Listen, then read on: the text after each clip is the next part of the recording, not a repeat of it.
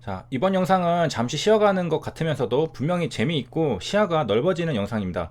역사 속에서 특허가 어떤 의미로 발전해 왔는지, 그리고 역사를 통해 미래는 어떨지 각자 생각해 볼 것들이 많아질 영상입니다. 자, 어디 가서 이제 아는 척하기 좋은 단어가 있습니다. 패권. 영어로 이제 헤게모니라고 하는데요. 이 헤게모니라는 것은 어떤 집단이 있습니다. 이 집단이 주도할 수 있는 권력이나 지위, 이자 어느 한 지배 집단이 다른 집단을 대상으로 행사하는 정치, 경제, 사상 또는 문화적 영향력을 지칭하는 용어입니다. 제가 정치학은 조금 약한 편이라 가지고 그렇게 다른 것도 해박하지 않지만은 그런 지식이 좀 적거든요. 자, 그래도 이 그 정의를 읽어보면은 뭔지는 이제 알 수가 있습니다. 어떤 집단이 주도를 하는구나. 이 집단은 이제 권력을 가지고 있구나라는 것은 이제 저도 이제 알 수가 있습니다. 정치, 경제, 사상, 문화적 영향력을 지칭하는 용어입니다. 사실 이거 다 지배하면은 그 세계를 거의 지배하는 그런 거겠죠. 제가 생각할 때 음모론은 별로 그런 생각 안 하려고 하지만 재미있죠. 어떤 특정한 집단에 의해서 우리 세계가 흘러가고 있고 지배를 받고 있고, 현재는 이제 자본주의 그리고 미국의 FRB, 그런 음모론들 보면 재밌죠. 자, 이제 그런 거창한 이제 음모론보다는 우리가 눈으로 볼 때도 실제로 강력한 이제 초강대국들에 의해서 영향을 받고 있는 것을 알 수 있습니다. 예를 들면 지금 초강대국은 사실 이제 미국이랑 이제 중국도 많이 올라와서 이제 G2 올라왔죠.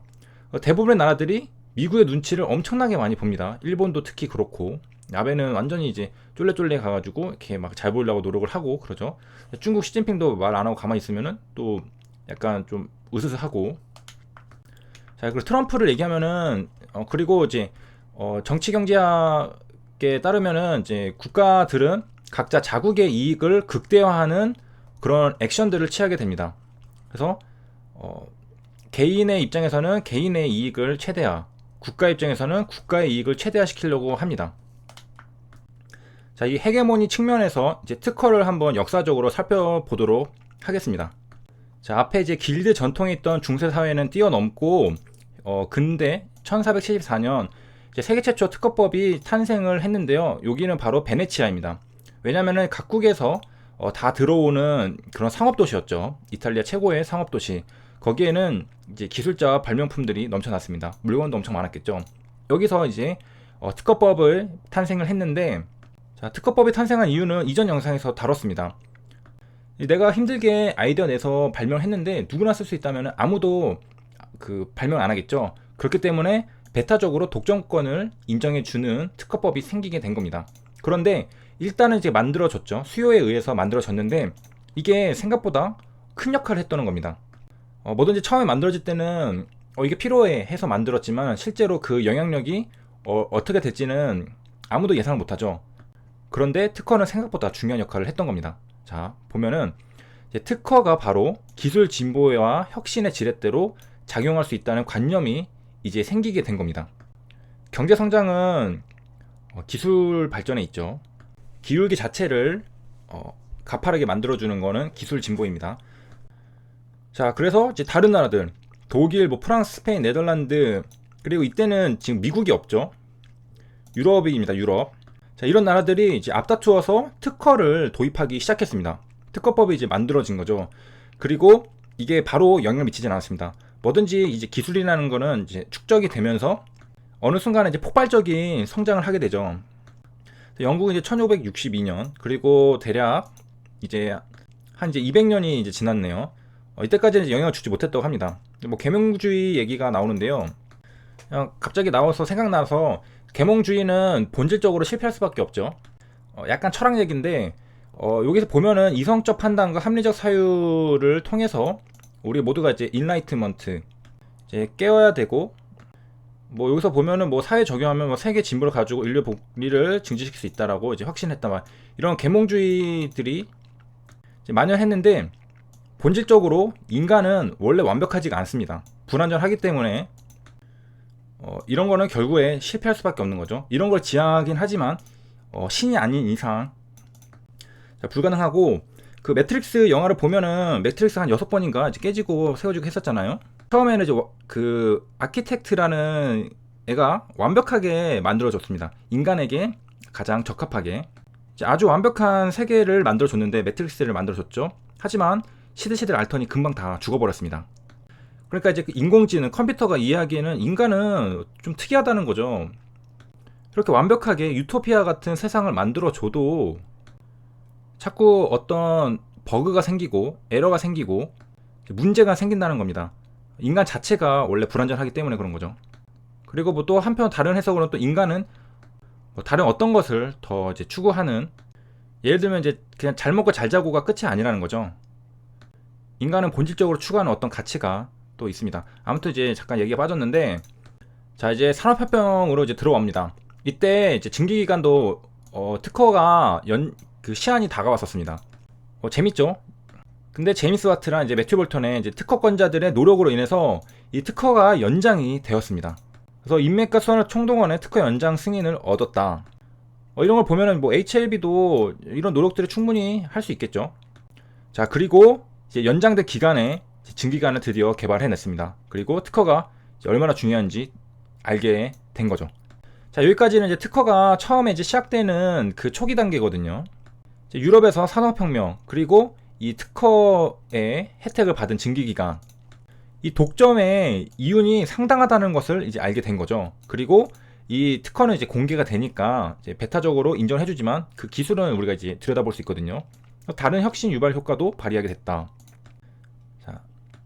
자 그래서 이게 이제 이어져서 토마스 에디슨은 이제 미국에서 이제 발명하게 됐고, 이제 컴퓨터랑 인터넷, 그 다음에 뭐 정보통신기술, 생명과학 기술, 여러 군데에서 이제 특허가 출원이 되고 있었습니다. 자 여기까지가 이제 유럽에서, 그리고 이제 미국도 나왔죠. 이제 특허가 이제 태동하고 이제 자리를 잡아가고 사람들이 특허에 대해서 이해를 해 나가는 역사를 살펴봤습니다. 자기들도 시행착오를 겪어가면서 특허에 대한 이해도가 높아지고, 이제 어느 정도 자리를 잡았다면은 이제 여유도 좀 생길 테고, 주위를 둘러볼 수 있는 눈도 이제 생길 겁니다.